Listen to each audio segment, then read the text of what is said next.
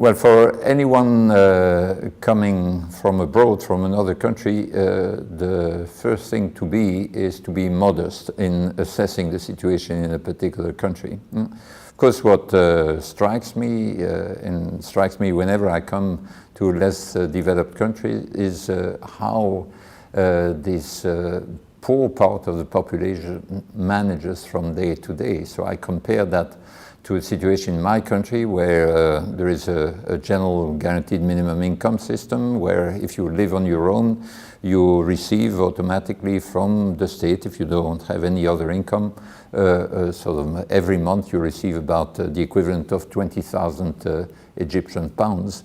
And people are still complaining about the situation of poverty. Of course, cost of living is different, etc. And you come here, and then you see sometimes old people along the roads in the middle of the traffic trying to sell a few things, and you think, well, how do these people manage? But of course, one has to relate that to the particular situation, level of economic development, average income in the country. And so the relevant comparisons in order to assess the situation in a country like Egypt would be with countries with an average income at about the same level. Egypt is among the sort of most prosperous countries in Africa, along with a few others like South Africa.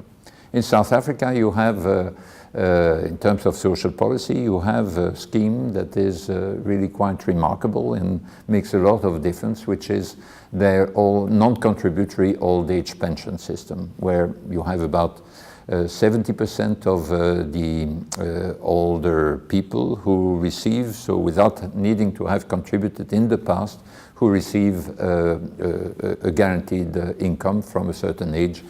When I looked at it, it was from the age of 60 for women, from the age of 65 for men. And there have been lots of studies about the impact of that, including by the Nobel laureate Angus Deaton, showing the massive impact this could have, even indirectly, for example, on the level of health of young girls. And so that, I think, is the sort of proper comparison in order to be able to assess the state of social policy in the country like Egypt. Also, South Africa has about the same level of GDP per capita. What is being done there could also be done here. What strikes me in the case of Egypt is how much of the subsidies to the poor take the indirect form of subsidies to consumption, in particular the consumption of energy. And of course this is a very inefficient way of helping the poor, in part because much of the subsidy goes to the richer part of the population, so that in terms of equity it's not a brilliant system.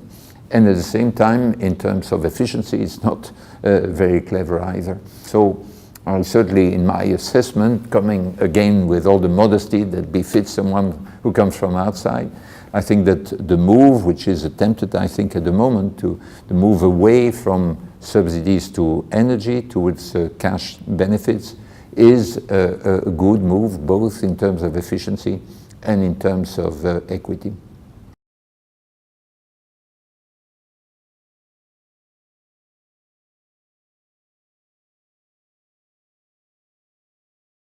The environment for the policy making is, of course, to a large extent the political environment. And if you look at the way in which social policy progressed in more developed countries, it was mainly as a result of two sort of factors.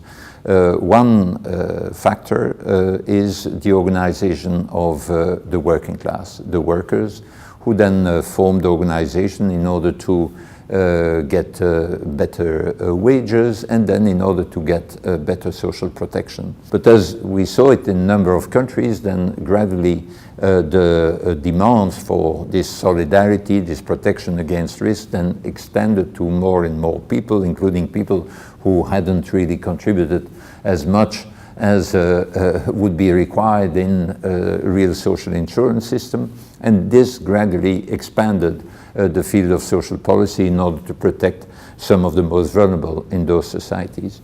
But you have then, of course, a second factor, which is democracy. Then you create a political pressure for a more generous social policy, and one that doesn't ignore the weakest. But that assumes that you have really a public realm in which the people in power, or the people aspiring to be in power, a public realm in which they have to justify their policies in terms of fairness among all. In this respect, for example, just two episodes which for me were quite impressive. The fact that in France in 1988 the National Assembly voted unanimously in favor of a pretty generous guaranteed minimum income system that was going to benefit the weakest in the French population. So there was a broad consensus. There was the right and the left said we are going to fight against la fracture sociale, so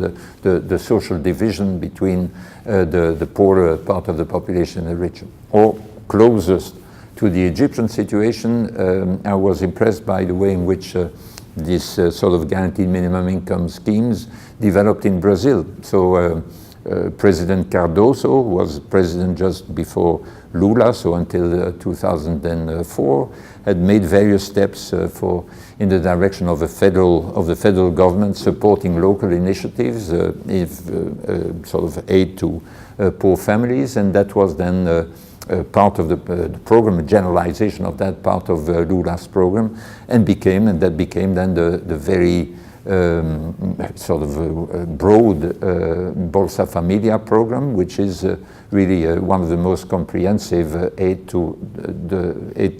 schemes to the poor in developing countries. And what pushed it was, in a way, sort of left-wing populism on the part of parties like the PT in the Brazilian context, where in order to rally some of the poorest, it was important to be ambitious in matters of social policy, beyond social insurance, beyond what could only protect the workers in the formal sector. So I think if there is hope for more ambitious social policies in a country like Egypt, well, one must also count on these two factors. On the one hand, workers' organization, but that tries to be comprehensive and sort of defend the interests not just of the most stable and best protected category of workers on the one hand, and secondly, a sufficiently inclusive political process, democratic process that would also give a voice to the most vulnerable in the Egyptian population.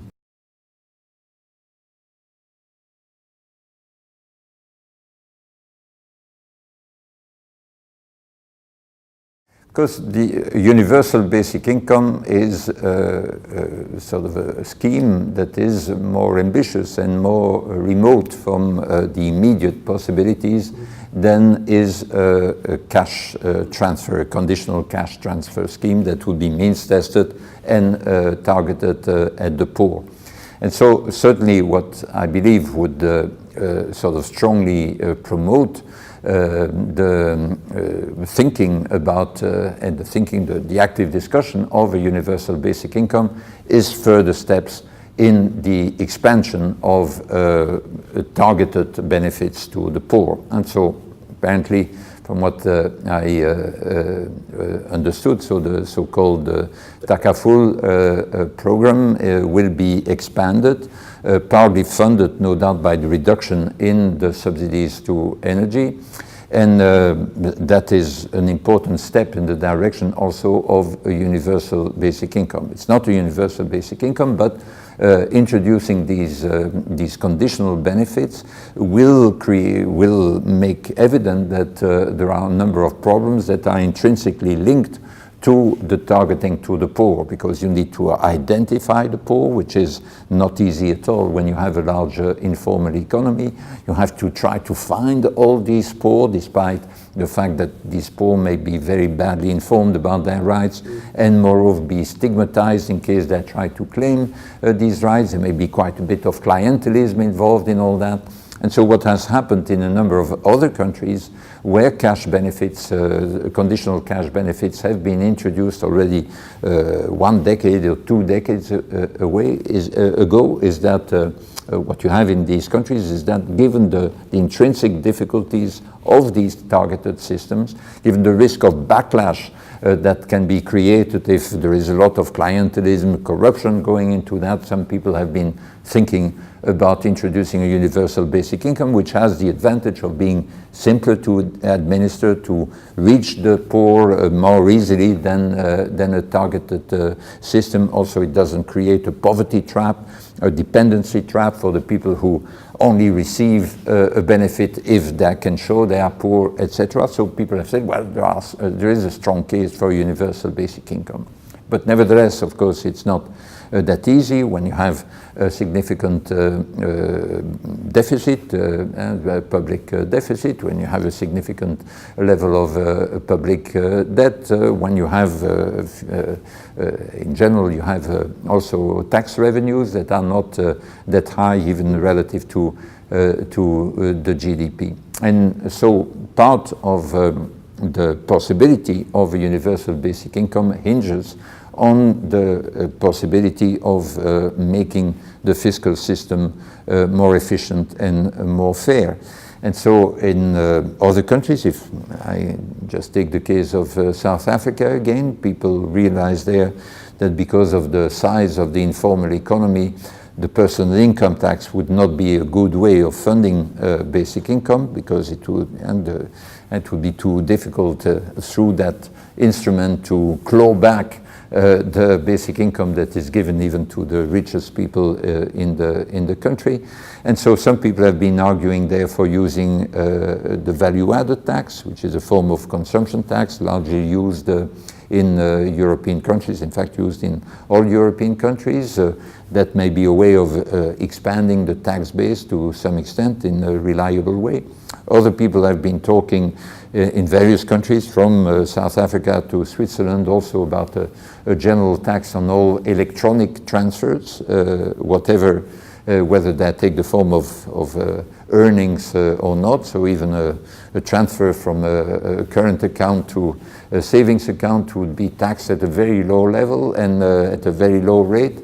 And this could generate in a pretty sort of painless way, in a way, because hardly noticed way could generate a lot of resources. So I think taking into account the changes, the fast changes in technology, in the fast changes in the mode of payment also in our societies, there may be ways of funding a universal basic income that are both cheap, very cheap to administer, and would produce then the sort of positive results that are linked to the universality and are a great advantage of a universal basic income over aid assistance to the poor.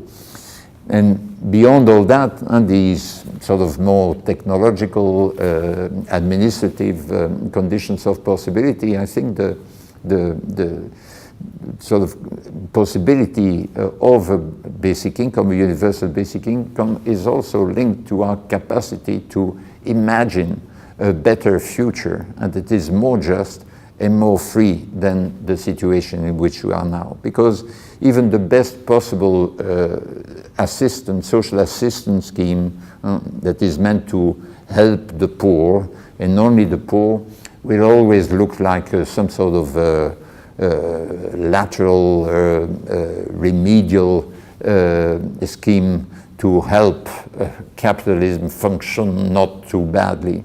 But I think we need to be more radical, to have a real vision for the future that we can mobilize for as something that will be a radical improvement on our current situation.